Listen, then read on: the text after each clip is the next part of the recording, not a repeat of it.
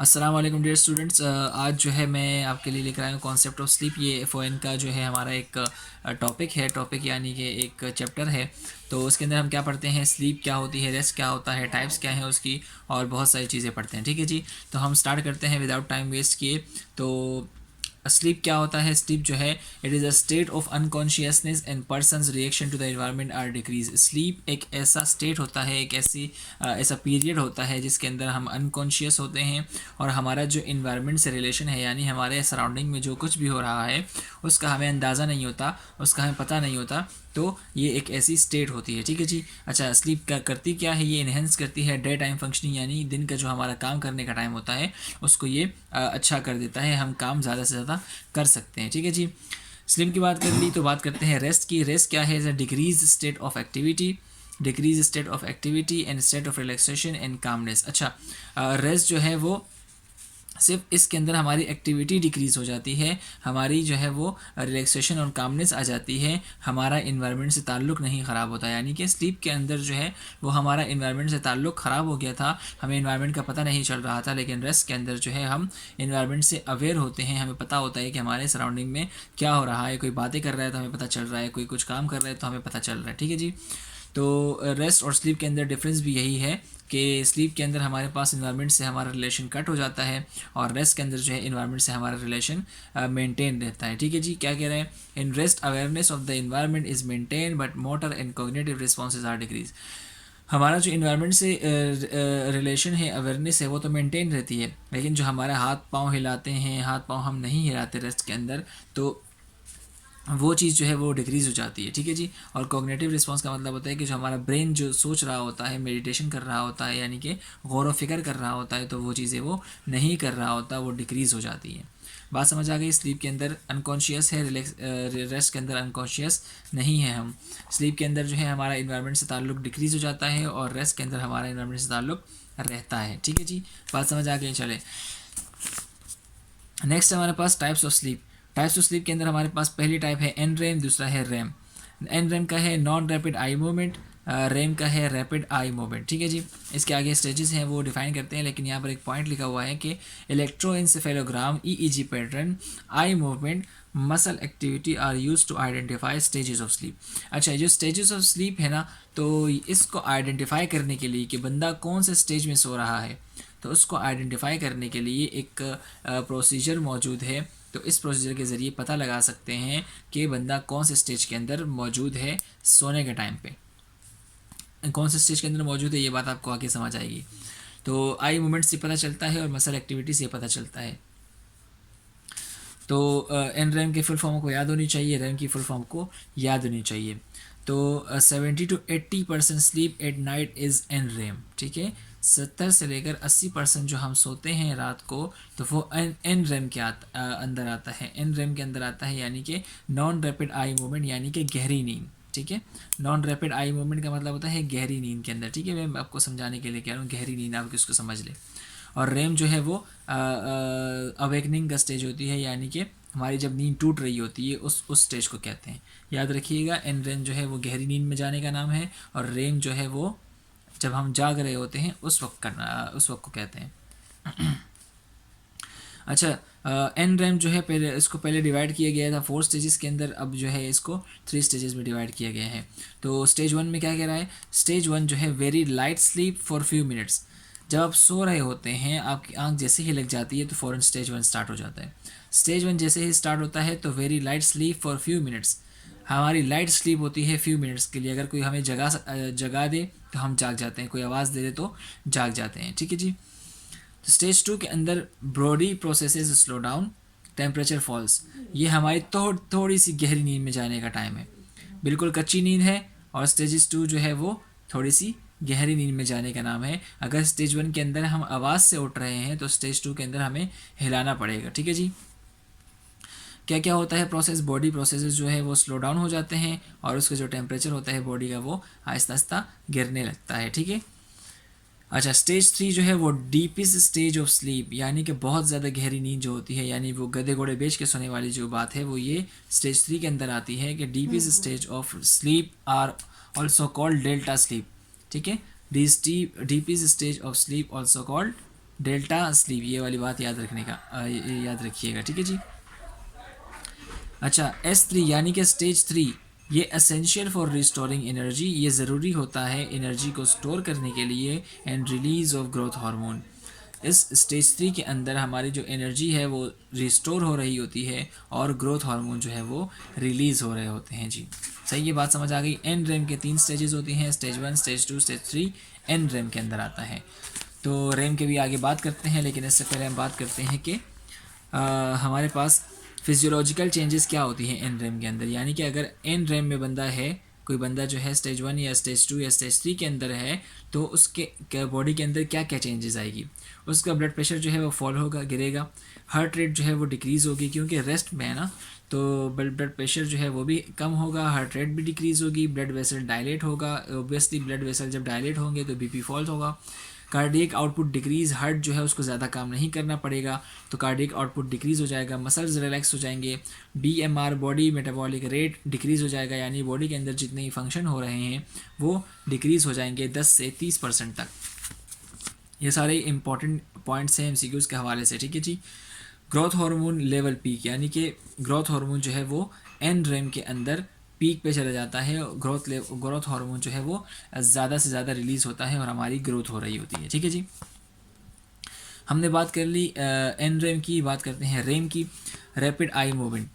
अच्छा, इसकी डेफिनेशन ये है कि brain is highly active, not as restful as N REM, most dream occur in REM. क्या होता है कि जो ब्रेन होता है हमारा एक्टिव होता है, यानी कि एक्टिव किस वजह से होता है, क्योंकि ये ड्रीम कर रहा होता है एन रैम के अंदर। मोस्ट इंपॉर्टेंट बात ये याद रखिएगा कि ये ड्रीम एन रैम के अंदर होती है, सॉरी रैम के अंदर जो है वो ड्रीमिंग होती है, ठीक है जी। ड्रीम जो हमारे जो ख्वाब आ रहे होते हैं वो रैम के अंदर आ रहे होते हैं, जब हम जागने वाली कंडीशन में होते हैं, यानी कि डीप स्लीप से हम थोड़ा सा निकल गए हैं अब, ठीक है। स्टेज 1 के अंदर क्या था कि हम सोने ही लगे थे, ठीक है। स्टेज 2 के अंदर सो गए हम, स्टेज 3 के अंदर बिल्कुल पक्के पक्के सो गए हैं, और जो स्टेज 4 है यानी कि रैम जो है वो क्या होता है, रैम के अंदर हम अब जागने वाली कंडीशन में आ रहे हैं, ठीक है जी। आपके साथ एक्सपीरियंस हुआ होगा कि जैसे ही आप ख्वाब कोई देख रहे होते हैं एकदम से जाग जाते हैं, ठीक है। तो ये वही कंडीशन है कि जब आप ड्रीम कर रहे होते हैं तो आपकी नींद कच्ची हो रही होती है और आप एकदम से जाग जाते हैं, ठीक है जी। ब्रेन हाईली एक्टिव क्यों लिखा है, ब्रेन इसलिए हाईली एक्टिव लिखा है क्योंकि ड्रीम करने के लिए आपको ब्रेन का एक्टिव होना ज़रूरी है, ठीक है जी। अच्छा, अब बात करते हैं फैक्टर इफेक्टिंग स्लीप। वो कौन कौन से फैक्टर हैं जो कि हमारे स्लीप को जो है वो डिस्टर्ब कर रहे होते हैं या इफ़ेक्ट कर रहे होते हैं। एज, अगर किसी की कम एज है तो वो ज़्यादा सोता है, और किसी की ज़्यादा एज है तो वो उनकी नींद आहिस्ता आहिस्ता ख़त्म होती जाती है।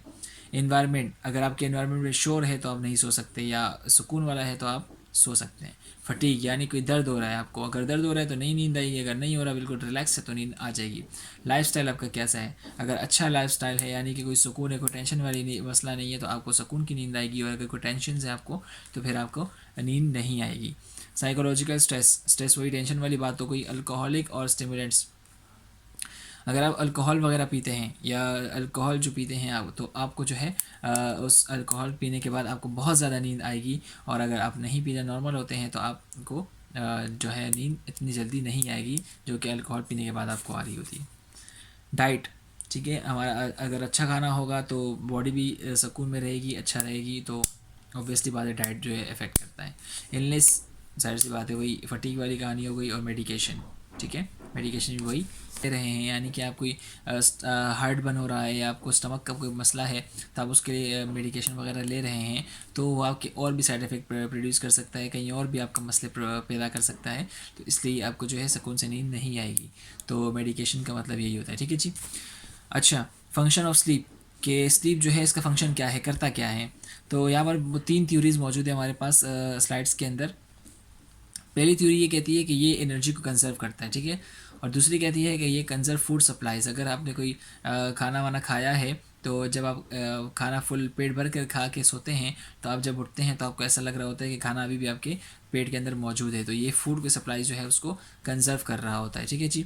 और तीसरा जो है हमारी थ्योरी मौजूद है, brain is inactivated during sleep, so we can store and organise information gather at day time. ये कह रहा है कि जो ब्रेन होता है वो इनएक्टिवेटेड होता है ड्यूरिंग स्लीप। ठीक है जी, इनएक्टिवेटेड होता है, बिल्कुल सही बात है, क्योंकि हमारे पास स्टेज 1, स्टेज 2 और स्टेज 3 के अंदर इनएक्टिवेटेड होता है, और REM यानी कि रैम के अंदर जो कि 4 स्टेज है, इसके अंदर ब्रेन जो है वो एक्टिवेट हो जाता है। तो जो स्लीप के टाइम पे हमारा ब्रेन इनएक्टिवेटेड होता है, तो वो क्या कर रहा होता है, स्टोर कर रहा होता है और ऑर्गेनाइज कर रहा होता है, उसको मेंटेन कर रहा होता है, कौन सी किस चीज़ को, इन्फॉर्मेशन को, जो कि हमने दिन के टाइम पर जमा की थी। ठीक है जी, उम्मीद है आपको यहाँ तक बात समझ आ गई होगी। इंशाल्लाह आपसे मुलाकात करते हैं अगली वीडियो के अंदर, तब तक अपना ख्याल रखें और इसी को कंटिन्यू करेंगे। अल्लाह हाफिज़। जी स्टूडेंट्स, यहाँ पर एक और पॉइंट जो है मेंशन करना ज़रूरी है। यहाँ पर मैंने आपको वीडियो के अंदर बताया कि रैम जो है ये हमारा जो है यहाँ पर ड्रीम वगैरह अकर होते हैं, और साथ साथ जो है यहाँ पर मेमोरीज़ बनती हैं। तो जो रैम का पार्ट होता है इसका ड्यूरेशन जो है वो 90 मिनट्स होता है। ठीक है, 90 मिनट्स का ये ड्यूरेशन होता है इसका। तो इसके अंदर जो फ़र्स्ट 30 मिनट्स होते हैं, फ़र्स्ट 30 या 40 मिनट्स होते हैं, तो वो जो है हमारा डीप स्लीप के अंदर आता है। ठीक है जी, मैंने आपसे कहा था कि रैम के अंदर जो है बंदा एकदम से उठ जाता है, मतलब कि हल्की नींद हो जाती है। तो हल्की नींद कैसे हो जाती है कि रैम के जो पहले के जो पार्ट्स होते हैं, पहले का जो टाइम होता है वो क्या होता है, डीप स्लीप के अंदर आता है, और फिर जो है उसके जो बाकी के 20 मिनट्स या 15 मिनट्स रह जाते हैं, वो जो है हमारा बिल्कुल नींद खुलने की तरफ आ जाती है। ठीक है जी, तो हमने क्या बात करी थी कि एन रैम जो है वो पहला स्टेज जो है वो लाइट स्लीप होता है, फिर थोड़ा थोड़ा स्लीप बढ़ता है, थोड़ा हल्की सी डीप स्लीप पे जाता है। स्टेज 3 जो है वो भी डीपेस्ट स्टेज है, और इसी के आगे जो कंटिन्यू है वो रैम स्टेज होती है, और रैम की जो ड्यूरेशन है वो 90 मिनट्स होती है। तो उसके जो पहले के जो 30 या 40 मिनट्स होते हैं वो भी डीपीज स्टेज के अंदर आते हैं, डीपीज स्टेज के अंदर आते हैं, और उसके बाद जो है वो आहिस्ता आहिस्ता आँख जो है वो खुलने वाली कंडीशन हो जाती है। ठीक है जी, यहाँ पर ये कॉन्सेप्ट क्लियर करना बहुत ज़रूरी था, क्योंकि MCQs के अंदर आपसे ये पूछा जा सकता है।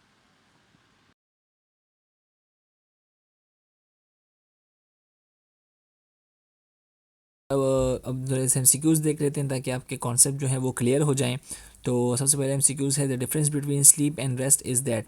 तो स्लीप और रेस्ट के दरमियान फ़र्क क्या है, तो फ़र्क ये है कि जो अवेयरनेस होती है हमारी, वो रेस्ट के दरमियान जो है अवेयरनेस जो है वो मेंटेन होती है, और स्लीप के दरमियान जो है वो मेंटेन नहीं होती। ठीक है जी, तो इसका सही ऑप्शन है, in rest and awareness of the environment is maintain. ठीक है जी। Second है, a patient tells the nurse that her sleep latency is of about 30 minutes to 1 hour. The nurse should conclude. एक पेशेंट ने जो है वो nurse से कहा कि मुझे जो है नींद आते आते 30 मिनट या 1 घंटा लग जाता है। तो नर्स क्या करेगा, नर्स जो है वो अपने सोचेगा कि कंक्लूड करेगा, इसका रिज़ल्ट निकालेगा कि ये एक एबनॉर्मेलिटी है, क्योंकि नॉर्मल बंदा जो होता है उसका 10 मिनट से लेकर 30 मिनट के अंदर जो है वो सो जाता है। तो इसलिए ये एक एबनॉर्मेलिटी है, तो वो उसको एडवाइस करेगा कि आप किसी से जो है प्रिस्क्रिप्शन ले लें या किसी डॉक्टर को दिखा दें। ठीक है जी। Which is stage of sleep resembles wakefulness in polysomnogram. अच्छा, पॉलीसोनोग्राम मैंने आपको बताया कि एक डिवाइस होती है जिसके ज़रिए हम नापते हैं कि पेशेंट जो है कौन से स्टेज के अंदर सो रहा है। ठीक है जी, स्टेज 1 के अंदर है, 2 के, 3 के, 4 के, 5 के। ठीक है, कौन से स्टेज के अंदर जो है वो सो रहा है। तो ये पूछ रहा है कि वेकफुलनेस जो है वो कहाँ पर होती है। ठीक है, कौन से स्टेज के अंदर वेकफुलनेस होती है। तो स्टेज 5 रैम के अंदर जो है वो वेकफुलनेस होती है। तो आपको पता है कि एन रैम जो है वो हमने 3 स्टेजेस के अंदर डिवाइड किया था, और रैम जो है उसके 2 पार्ट्स थे। ठीक है जी, तो पहला वाला पार्ट जो रैम का होता है वो डीपेस्ट होता है, स्लीप होती है, और जो दूसरा पार्ट होता है वो वेकफुलनेस की तरफ आ रहा होता है। ठीक है जी, तो इसका सही ऑप्शन है stage 5 RAM. Which of the following statement is not true about RAM. RAM के बारे में कौन सा स्टेटमेंट जो है वो ट्रू नहीं है। तो सबसे लास्ट वाला, presence of bursts of sleep spindles, ये ट्रू नहीं है। बाकी जो सारी चीज़ें लिखी हुई हैं ये सारी रैम के अंदर होती हैं और ट्रू हैं। ब्लड प्रेशर और पल्स जो है फ्लक्चुएट कर रहे होते हैं, रेस्पायरेशन जो है वो इरेगुलर होती है, ऑक्सीजन कंजप्शन जो है वो इंक्रीज़ हो जाती है, और थर्मल रेगुलेशन लॉस्ट हो जाता है। ये जो होता है बर्स्ट ऑफ स्लीप स्पेंडल, ये नहीं होता, ये एन रैम के अंदर होता है। What statement made by the patient would suggest that they are in stage 2 of sleep? अच्छा, पेशेंट ने एक स्टेटमेंट पास किया कि I was just day dreaming. तो आपको पता लगाना है कि ये कौन से स्टेज ऑफ द स्लीप में था। तो हमें जो है स्टेज 2 का पता है कि इसके अंदर बंदा क्या कर रहा होता है, नींद की तरफ जा रहा होता है, ठीक है, नींद की तरफ जा रहा होता है, डीप स्लीप में नहीं होता, बल्कि डीप स्लीप से थोड़ा सा पहले वाली कंडीशन में होता है। तो वो अगर उसको जगा के पूछें अब तुम क्या कर रहे थे, तो वो बोलेगा कि मैं ऐसी ख्वाब देख रहा, दिन में ख्वाब देख रहा था, ठीक है। तो ये इसका सही ऑप्शन है, ठीक है जी। A nurse is caring for a RAM deficient patient who awakens during the night. The nurse should, अच्छा एक रैम पेशेंट है, यानी रैम पेशेंट का मतलब ये कि उसको जो है वो जाग चुका है, यानी कि उसकी डीप स्लीप से वो उसकी वापसी आई है, यानी कि डीप स्लीप से वो जागा है। तो अब नर्स क्या करेगा, उसको बोलेगा कि बेटा आप जो है वो वापस सोने के लिए चले जाओ। उसको ये नहीं बोलेगी कि आप जाके टीवी देखो या जो है ना बाद में सो जाना, कोई मसला नहीं है। आप उसको बोलेगा, नर्स उसको बोलेगा पेशेंट को कि बेटा आप जाके दोबारा से सो जाओ, ठीक है जी। क्योंकि वो रैम के उससे उठा है, स्लीप से उठा है, और रैम का जो आपको पता है जो वो पहली स्टेज होती है रैम की, तो वो डीप स्लीप होती है, और डीप स्लीप से उठने के बाद जो है बंदा जो है बहुत ज़्यादा डिस्टर्ब होता है। इस वजह से नर्स उसको बोलेगा कि आप जाके दोबारा सो जाएं। During a slip assessment the most important information is, तो ड्यूरिंग स्लीप असेसमेंट जो है उसकी मोस्ट इम्पॉर्टेंट इन्फॉर्मेशन क्या है, तो इम्पॉर्टेंट इन्फॉर्मेशन जो है वो हिस्ट्री लेना होती है। तो हिस्ट्री जो है वो नर्स सबसे पहले हिस्ट्री कलेक्ट करेगा, ठीक है जी। लैब जो है वो बाद में करेगा, और जो स्पाउस की ऑब्जर्वेशन है वो बाद में करेगा, सबसे पहले उसकी हिस्ट्री लेगा। Which of the following best describe the rest, कौन सा वाला है वो जो बेस्ट डिस्क्राइब कर रहा है रेस्ट को, तो rest is when we take a break from activity to relax. तो जब हम कोई भी एक्टिविटी से के दरमियान से ब्रेक लेते हैं तो उसको हम कहते हैं कि हम रेस्ट कर रहे हैं, ठीक है जी।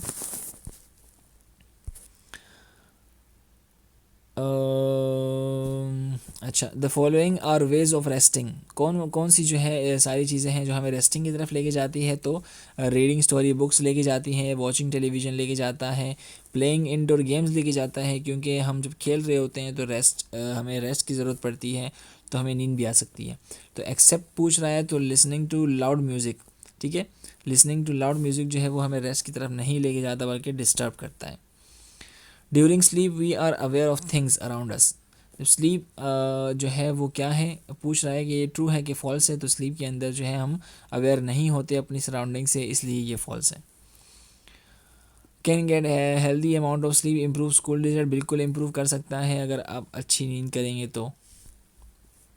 स्टूडेंट वो don't get enough sleep each night can feel moody and find it difficult to concentrate during the day, तो वो स्टूडेंट जो कि इनफ नींद नहीं लेते तो वो क्या करते हैं, उनकी कंसनट्रेशन भी ख़राब होती है, तो ये बात बिल्कुल सही है, ट्रू है।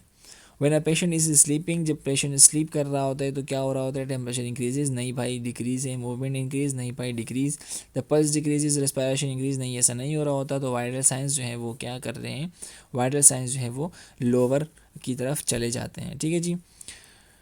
During the REM sleep cycle the patient dreams, ये बहुत इंपॉर्टेंट पॉइंट मैं आपको पहले बता दिया था कि याद रखिएगा, MCQs के अंदर पूछा जा सकता है, ठीक है जी। चले जी, यहाँ तक आपको कोई बात समझ नहीं आई हो तो मुझे बताइएगा कि क्या क्या बात आपको समझ नहीं आई, कमेंट सेक्शन में बताइएगा, मैं आपको इंशाल्लाह रिप्लाई करने की कोशिश करूँगा जल्द से जल्द, ठीक है। अल्लाह हाफ़िज़, अपना ख्याल रखें, खुश रहें।